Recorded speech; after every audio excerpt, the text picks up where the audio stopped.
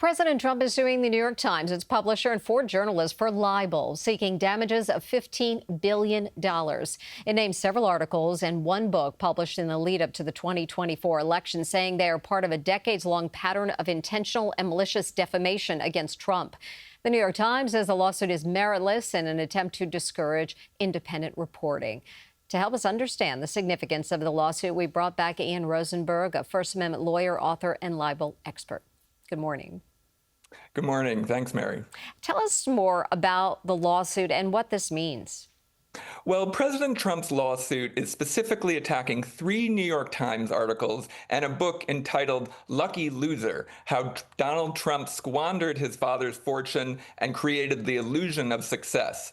Trump says that these works damaged his reputation and were intended to sabotage his campaign for president by focusing on reporting on 3 basic issues: whether or not Mark Burnett, the creator of The Apprentice, discovered Trump, allegations regarding tax evasion in connection with his inherited fortune, and claims made by his niece, Mary Trump, and his former chief of staff, John Kelly.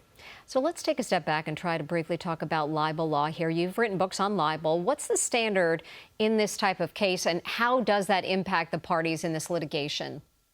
So libel requires a false statement of fact. So one of the key issues in this case will be whether or not the statements criticizing Trump are actually opinions which are protected.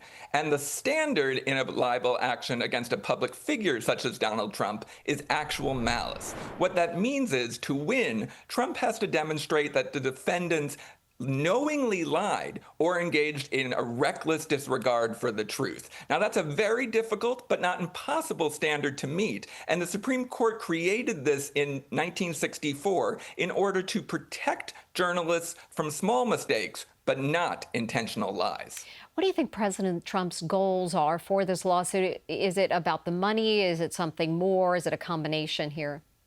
Well, I think President Trump has made it clear that he's seeking much more than just the extraordinary sum of $15 billion.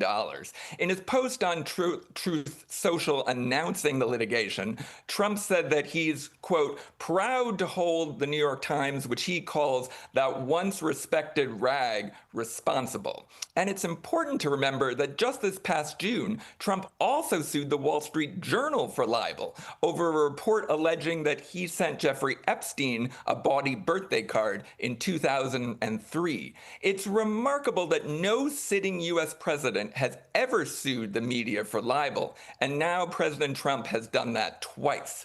These cases are ultimately about much more than just money. They're really about the freedom of the press.